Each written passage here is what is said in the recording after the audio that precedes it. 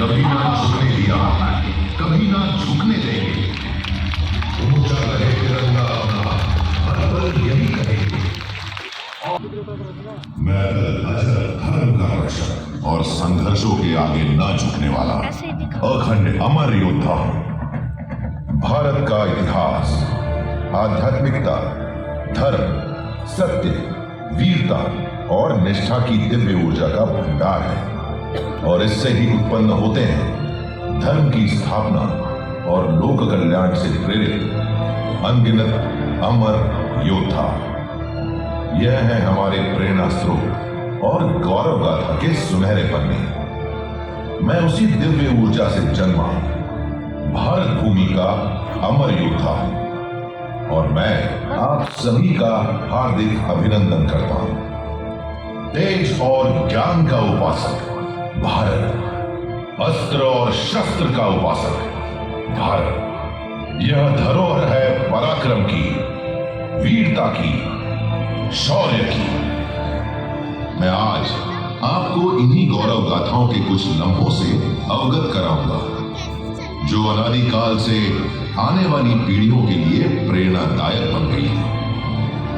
रामायण 6000 बरस पूर्व लड़ा गया भारत का पहला अंतरराष्ट्रीय युद्ध है। भारतीय युद्ध नीति की नींव है रामायण। राजनीति और रणनीति का आदर्श है रामायण। भौतिक रूप के साथ मनोवैज्ञानिक युद्ध का दर्शन है रामायण। श्री राम ने अयोध्या से दूर कुशलता से सुग्रीव की वानर सेना के साथ संधि करके अपनी सेना का संगठन किया और उसे मानसिक और शारीरिक रूप से तैयार किया। अपने लक्ष्य को कायम रखते हुए यह भी सुनिश्चित किया कि उनके पास पर्याप्त शस्त्र और साधन है। नल और नील नामक तंत्रज्ञ की सहायता से गहरे समुद्र में राम सेतु बनाकर लंका तक पहुंचने की योजना बनाई। हनुमान ने गुप्तचर के रूप में महत्वपूर्ण भूमिका निभाई। उन्होंने न केवल सीता माता का पता लगाया बल्कि रावण की सेना की शक्ति और कमजोरियों की जानकारी भी प्राप्त की। रावण का बल टूटता गया और अंततः श्री राम की रणनीति विजयी। 3000 साल बाद ऐसा ही एक और महायुद्ध हुआ। महाभारत भारतीय युद्ध तंत्र की पहचान है। श्रीमद् भगवद गीता विश्व का एकमात्र ऐसा ग्रंथ है जो रणभूमि पर लिखा गया। मैंने कुरुक्षेत्र पर अर्जुन और कर्ण जैसे महान योद्धाओं का दर्शन किया। इस युद्ध के लिए ऐसे दिव्य अस्त्रों की खोज की गई जिन्होंने युद्ध का परिणाम और परिमाण भी बदल दिया। इस युद्ध में नेतृत्व, वीरता और बल का सबसे उत्कृष्ट उदाहरण है अभिमन्यु। मात्र 16 वर्ष की आयु में अद्वितीय साहस का प्रदर्शन करते हुए उन्होंने चक्रव्यूह जैसी जटिल संरचना को भेदा था। कुरुक्षेत्र में शत्रु को भ्रमित और मानसिक रूप से कमजोर करने के लिए 18 विभिन्न प्रकार के व्यूह रचे, जैसे चक्रव्यूह, पद्मव्यूह और गरुड़ व्यूह। इस युद्ध में श्री कृष्ण की रणनीति का विशेष स्थान था। धर्म की रक्षा के लिए कई बार छल और कूटनीति का सहारा लिया गया, जैसे कि श्री कृष्ण ने शिखंडी को आगे कर भीष्म पितामह को निष्क्रिय कर दिया। महाभारत की इन युद्ध नीतियों ने मुझे सिखाया कि युद्ध में केवल बल ही नहीं बल्कि बुद्धिमता, कूटनीति और धर्म का पालन भी महत्वपूर्ण होता है। 300 ईसा पूर्व पहले महागुरु आर्य चाणक्य के अर्थशास्त्र ने मुझे शासन कला, कूटनीति और शत्रु की खुफिया जानकारी जुटाने का ज्ञान दिया। प्रसिद्ध तमिल विद्वान तिरुवल्लुवर ने तिरुकुरल में कॉम्प्रिहेंसिव मिलिट्री पावर को परिभाषित किया। बाणभट्ट लिखित हर्षचरित ने ऑफेंसिव और डिफेंसिव युद्धों की तुलना स्पष्ट की। 8वीं शताब्दी में शुक्राचार्य ने मुझे बारूद की तैयारी और युद्ध के विभिन्न रूपों से अवगत कराया। जैन विद्वान सोमदेव सूरी ने नीति वाक्यमृत में पैदल और घुड़सवार सेना के लिए बैटल फॉर्मेशंस निर्धारित किए। घुड़सवार सेना ने मुझे स्पीड, मोबिलिटी और मनूवरेबिलिटी प्रदान की, जिससे मुझे दुश्मन को आउटफ्लैंक करने की क्षमता मिली। इन सभी और अन्य कई विचारकों के ज्ञान ने मेरे युद्ध कौशल को सुदृढ़ किया। शक्ति ही धर्म की रक्षा करती है, चाहे वह स्त्री हो या पुरुष। युद्ध में वही विजय प्राप्त करता है जो नीति और सामर्थ्य का पालन करता है।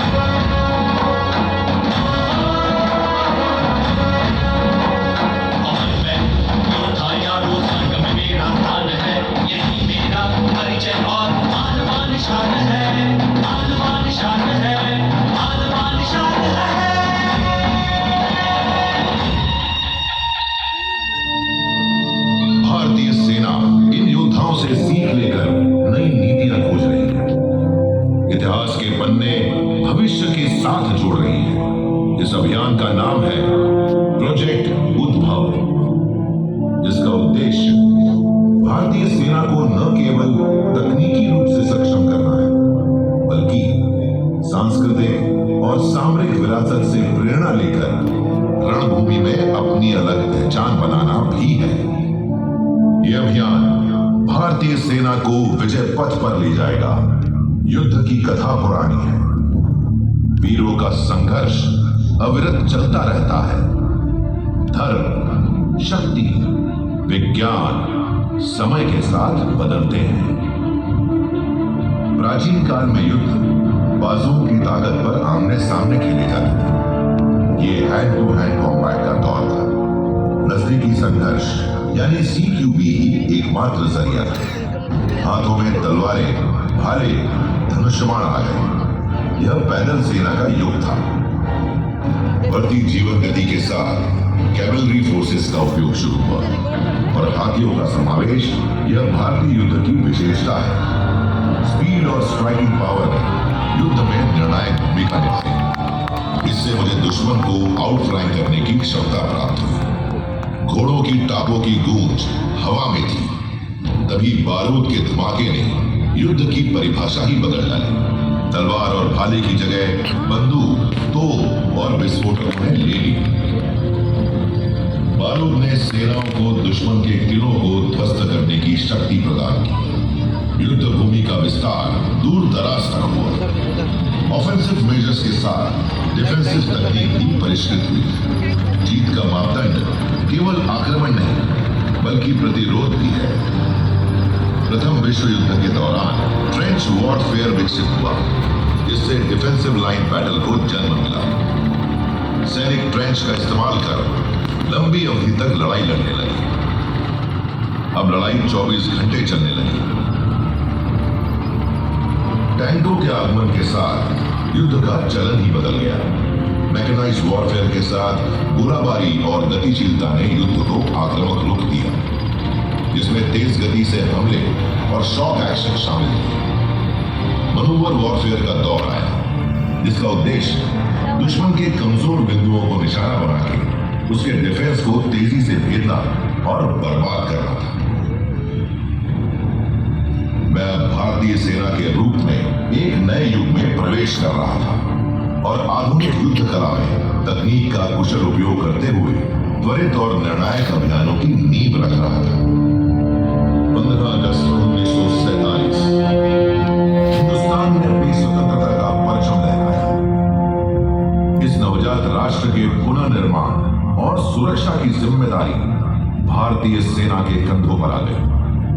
श्री राम से लेकर छत्रपति शिवाजी महाराज और मंगल पांडे, भगत सिंह से लेकर आजाद हिंद सेना तक सभी गुण समेटे मैं विजय पथ पर चल पड़ा। भारतीय सेना का अजेय सैनिक। मेरे जीवन को उद्देश्य मिला, सेवा परमो धर्म। आज मैं अपनी गौरव गाथा गर्व से गा रहा हूं। समर्थ भारत सक्षम सेना के गीत गुनगुना रहा हूं। आजादी के बाद से अब तक भारतीय सेना ने कई युद्ध लड़े, लेकिन आजाद भारत के वे 4 युद्ध कभी भुला नहीं पाऊंगा, जिन्होंने मेरी सेना को 4 शौर्य गाथाएं दी। चलो मैं आपको उन रणभूमि पर ले चलता हूं। पहला है बड़गाम का युद्ध। नवंबर 1947 का समय। कश्मीर की वादियों में तनाव चरम पर था। विभाजन के बाद पाकिस्तान ने ऑपरेशन गुलमर्ग योजना बनाई, जिसके तहत कबायली लड़ाकों और पाकिस्तानी सेना ने श्रीनगर पर कब्जा करने की साजिश रची। बडगाम श्रीनगर के पास एक स्ट्रैटेजिक लोकेशन थी, जिसे पाकिस्तान ने निशाना बनाया। अगर दुश्मन इस क्षेत्र पर कब्जा कर लेता तो श्रीनगर और वहां का हवाई अड्डा भी उनके हाथों में चला जाता, जिससे कश्मीर की सुरक्षा गंभीर संकट में पड़ जाती। दुश्मन ने 22 अक्टूबर 1947 को हमला किया। 27 अक्टूबर को वन सिख की पहली टुकड़ी श्रीनगर एयरफील्ड पर इंडियन एयरफोर्स की मदद से पहुंची। 2 नवंबर को सूचना मिली कि दुश्मन बडगाम के पास एकत्रित हो रहा है। ऐसी चुनौतीपूर्ण स्थिति में भारतीय सेना को आदेश मिला कि किसी भी हालत में बडगाम को दुश्मन के हाथों में नहीं जाने देना है। मेजर सोमनाथ शर्मा की कंपनी बड़गाम की सुरक्षा में तैनात थी। दुश्मन ने बड़ी संख्या में अपने कबायली लड़ाकों और सेना को एकत्र कर भारतीय सेना पर अचानक हमला किया। दुश्मन 3 दिशाओं से घेर चुका था, लेकिन मेजर सोमनाथ ने बिना डरे अपनी कंपनी को संगठित किया और दुश्मन पर जवाबी हमला शुरू किया। उनके अदम्य साहस और नेतृत्व ने उनकी कंपनी के सैनिकों को प्रेरित किया कि वे आखिरी गोली और आखिरी सांस तक लड़े। इस दौरान एक मोर्टार के हमले में मेजर सोमनाथ गंभीर रूप से घायल हो गए और वीर गति को प्राप्त हुए। ब्रिगेड मुख्यालय को दिया गया उनका अंतिम संदेश आज भी मेरी आत्मा में गूंजता है और मुझे प्रेरित करता है। दुश्मन हमसे केवल 50 गज की दूरी पर है। संख्या में हमसे बहुत कम है। मैं एक इंच भी पीछे नहीं हटूंगा, बल्कि आखिरी गोली तक लड़ूंगा। उनकी अद्वितीय वीरता और बलिदान के लिए उन्हें मरणोपरांत परमवीर चक्र से सम्मानित किया गया। इस लड़ाई में सिपाही दीवान सिंह का योगदान भी अविस्मरणीय है। उनकी वीरता के लिए उन्हें मरणोपरांत महावीर चक्र से सम्मानित किया गया। बड़गाम की लड़ाई भारतीय सेना की सामरिक सूझबूझ, इंडियन एयरफोर्स के तालमेल, धैर्य और अड़िग साहस का उत्कृष्ट उदाहरण है। 1965 में पाकिस्तान ने एक बार फिर आक्रमण करने की योजना बनाई। इस युद्ध की शुरुआत ऑपरेशन जिब्राल्टर से हुई, जो जम्मू एंड कश्मीर में लॉन्च किया गया। इसका भारतीय फौज ने मुंह तोड़ जवाब दिया। ये क्या फोटो ले रहा है तू ऐसे? इस ऑपरेशन के विफल होने पर पाकिस्तान ने दूसरी योजना बनाई, जिसे ऑपरेशन ग्रैंड स्लैम का नाम दिया गया, जिसके जवाब में भारतीय पश्चिम कमांड ने आक्रामक कार्यवाही की। सितंबर 1965 में लाहौर सेक्टर में भारतीय सेना की सफलताओं से बौखलाए पाकिस्तान ने भारत पर बड़े स्तर पर आक्रमण की योजना बनाई, जिससे पंजाब का एक बड़ा हिस्सा अमृतसर सहित भारत से कट जाता। खेमकरन के पास स्थित असल उत्तर का क्षेत्र इस बड़े संघर्ष का मुख्य केंद्र बना। पाकिस्तान ने खेमकरन सेक्टर में आर्मर्ड और इन्फेंट्री डिवीजन से हमला किया। भारतीय सेना पूरी तरह तैयार है। हमले को रोकने के लिए भारतीय सेना ने एक अनोखी और मजबूत डिफेंसिव स्ट्रेटेजी को अपनाया, जिसका नेतृत्व ब्रिगेडियर थॉमस के थियोगराज और मेजर जनरल गुरबख्श सिंह ने किया। असल उत्तर को केंद्र में रखते हुए हॉर्स शू के आकार में प्रतिरक्षात्मक व्यू बनाया गया। साथ ही रात में भारतीय सेनाओं ने बीच के खेतों में पानी भर दिया और गन्ने के खेतों में भारतीय टैंकों ने पोजीशन ली। पाकिस्तान के आर्मर्ड डिवीजन के टैंक, जिनमें मुख्य रूप से विश्व के सबसे आधुनिक पैटर्न टैंक शामिल थे, उस इलाके में फंस गए। यह निर्णायक साबित हुआ और भारतीय सेना के टैंकों ने इसका भरपूर फायदा उठाया और टैंक वर्सेस टैंक बैटल में पाकिस्तान के 100 से ज्यादा टैंक नष्ट कर दिए। ये लड़ाई इतिहास के सबसे बड़े टैंक युद्धों में से एक थी। इस ऑपरेशन में 4 ग्रेनेडियर्स के CQMH अब्दुल हमीद ने असाधारण वीरता का परिचय दिया। उनके अदम्य साहस और बलिदान के लिए उन्हें मरणोपरांत परमवीर चक्र से सम्मानित किया गया। 1971 में भारत ने अत्याचारों से डूबे पड़ोसी ईस्ट पाकिस्तान की मदद करने का निर्णय किया। पूर्वी मोर्चे पर भारतीय सेना की सफलता ने पाकिस्तान को बौखला दिया था। ऐसे में पाकिस्तान ने पश्चिमी मोर्चे पर आक्रमण किया ताकि ईस्ट पाकिस्तान मोर्चे पर भारतीय सेना के प्रयासों को कमजोर किया जा सके। राजस्थान से सर क्रीक और पूर्वी तट से पश्चिमी तट के 41% विशाल भूमि क्षेत्रफल की सुरक्षा के लिए दक्षिणी कमान पूरी तरह तैयार थी। दुश्मन ने लोंगेवाला पोस्ट पर आक्रमण किया, जिसका उद्देश्य पहले रामगढ़ और फिर जैसलमेर पर कब्जा करना था। लोंगेवाला में 23 पंजाब रेजिमेंट की अल्फा कंपनी तैनात थी, जिसका नेतृत्व मेजर कुलदीप सिंह चांदपुरी कर रहे थे। वो जवानों, पाकिस्तानी सेना के 40 तो ज्यादा टैंक और हजारों सैनिक हमारी लोंगेवाला पोस्ट पे हमला करने वाले ने। सानू रात भर लड़ना होगा, तो सवेरे इंडियन एयरफोर्स भी हमारा साथ देगी, लेकिन तब तक है पोस्ट साडी जिम्मेदारी है। जी साहब, तिरंगे की कसम, आखिरी साल तक लड़ेंगे। जो बोले सो निहाल।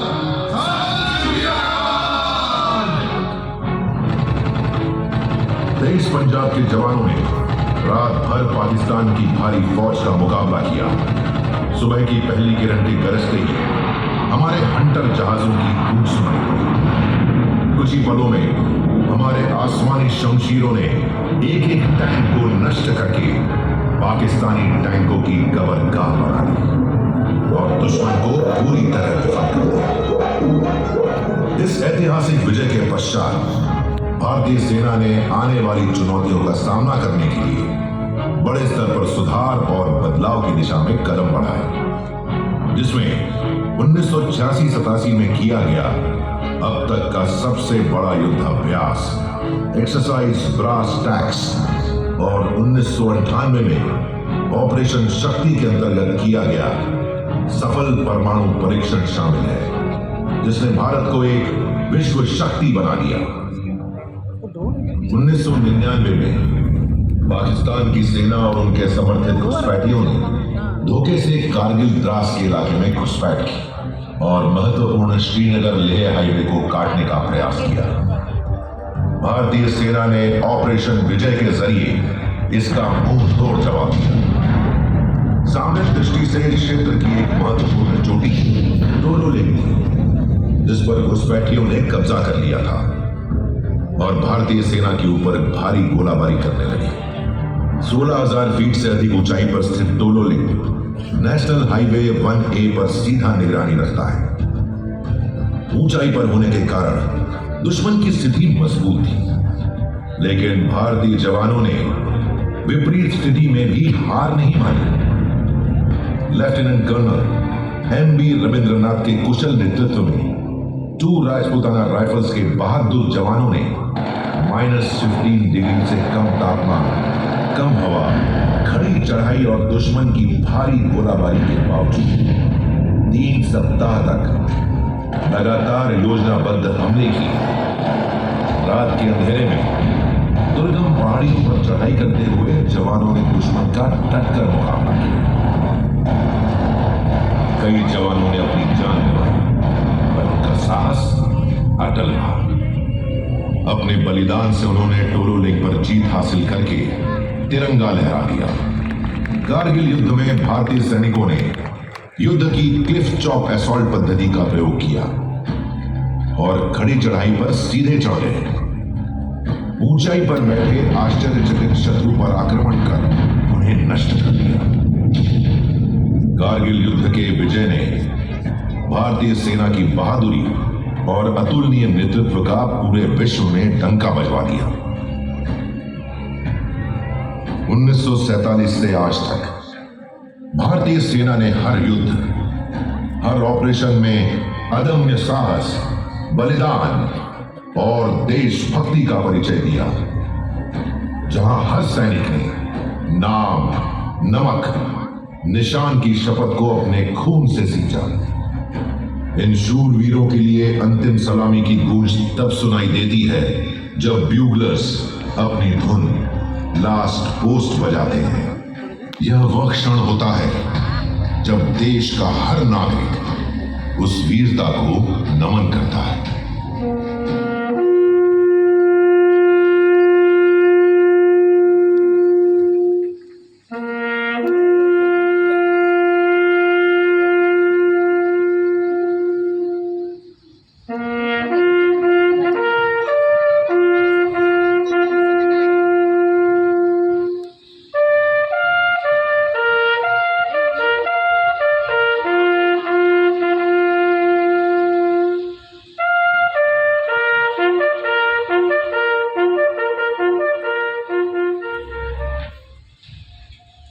सियाचिन से लेकर राजस्थान के विशाल रेगिस्तान तक भारतीय सेना हमारे देश की अखंडता और संप्रभुता की रक्षा के लिए दृढ़ता से खड़ी है।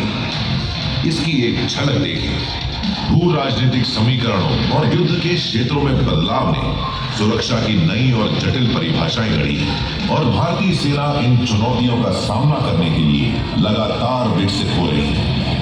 नवीनतम टेक्नोलॉजी और उपकरणों को तेजी से शामिल किया जा रहा है। डिसरप्टिव टेक्नोलॉजीज का उपयोग करके रणनीतियों को नया रूप दिया गया है। इस समावेशन ने भारतीय सेना को मल्टी डोमेन ऑपरेशंस के लिए सक्षम बनाया है, चाहे वो लैंड, सी, एयर, स्पेस या साइबर हो। जॉइंट मैनशिप के सिद्धांत पर वायुसेना और नौसेना के साथ इंटर सर्विस सिनर्जी पर जोर दिया जा रहा है। इसका उत्कृष्ट उदाहरण इंडियन पेनिनसुलर रीजन में उभरती चुनौतियों का मुकाबला करने के लिए भारतीय सेना की दक्षिणी कमान तथा वायु और नौसेना कमानों के बीच बढ़ता सहयोग और समन्वय है।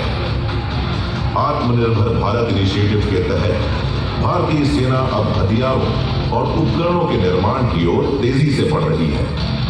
नारी शक्ति का योगदान भारतीय सेना को मजबूती दे रहा है। United Nations peace keeping mission में भारतीय सेना का योगदान उल्लेखनीय रहा है। सेना ने कई देशों के साथ संयुक्त सैन्य अभ्यासों के माध्यम से भी अपनी विश्वसनीयता स्थापित की है। हाल ही में दक्षिणी कमान के तहत संपन्न हुए एक्सरसाइज युद्ध अभ्यास और एक्सरसाइज मित्र शक्ति इसके उदाहरण है। भारतीय सेना बाढ़, भूकंप या अन्य प्राकृतिक आपदाओं में डिजास्टर रिलीफ ऑपरेशंस में सबसे आगे रही है।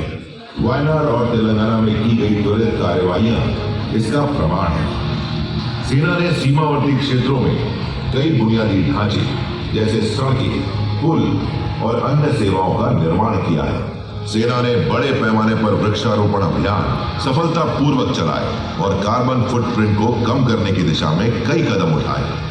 सेना के कई जवानों ने अंतर्राष्ट्रीय खेल मंचों पर देश को गौरवान्वित किया है और अंतर्राष्ट्रीय एडवेंचर एक्टिविटीज में अपनी उपस्थिति दर्ज कराई है। भारतीय सेना का लक्ष्य विकसित भारत 2047 के सपने को साकार करना है। सेना अब सिर्फ देश की सीमाओं की रक्षा ही नहीं कर रही है, बल्कि दुनिया भर में भारत की ताकत, साहस और तकनीकी उत्कृष्टता का प्रतीक बन गई है।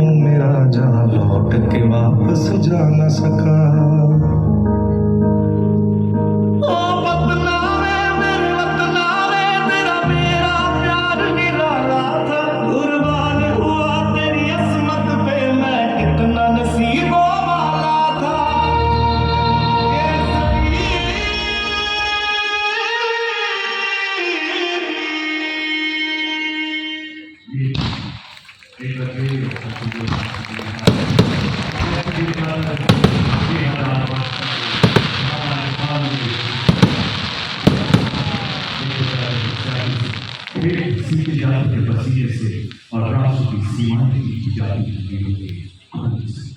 हमें गर्व है आज छत्रपति शिवाजी महाराज पेशवा बाजीराव तानाजी जैसे मराठा योद्धाओं की भूमि पर हम भारतीय सैन्य के बीच परिवर्तन की यात्रा से रूबरू हुए।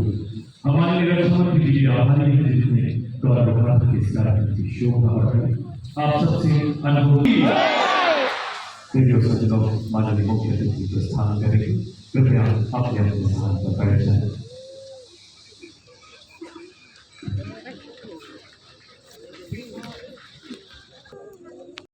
मेहनत तो बहुत की रहे बाबा बनेंगे हाँ हाँ बस हो गया बेटा नाइट मोड मत करो कुछ समझता ही नहीं।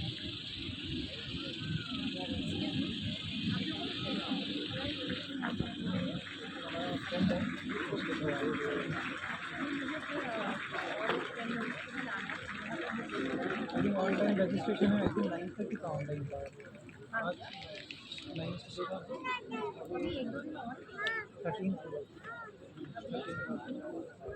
और फाइनल 15 कितना है पता नहीं। विशु ने हाँ विशु चल ही रहा है।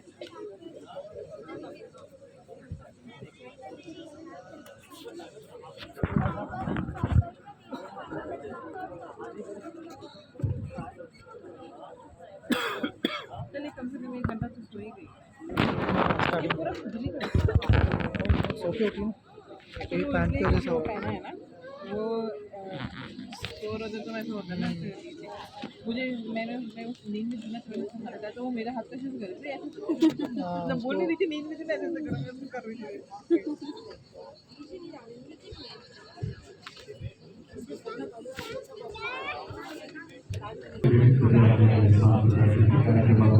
समाप्त नहीं हुआ जीवनों में के दूसरे चरण में प्रवेश करेंगे। इसमें संगीत और है क्या? बैंड हाँ वो बता रहा था बैंड का भी वो है। अच्छा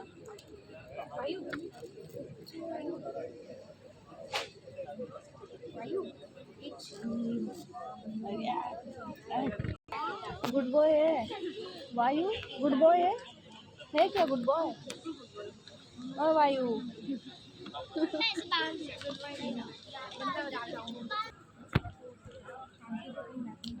शांत है लेकिन दोनों कहाँ शांत है वो।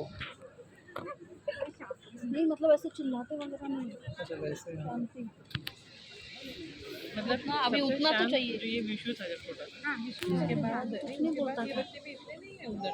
हाँ शांत है ये इसलिए मैं बोल रही हूँ। हाँ बाबा वो देख वो कैसा है शशि तो मतलब हमारा बच्चा 2 बार घूम चुका है 2-3 बार घूम चुका है।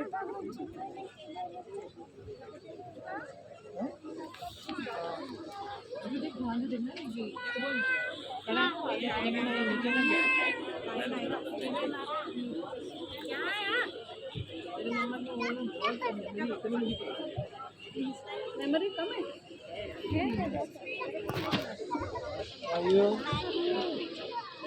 आइए आपकी दूसरा के साथ स्वागत करते हैं।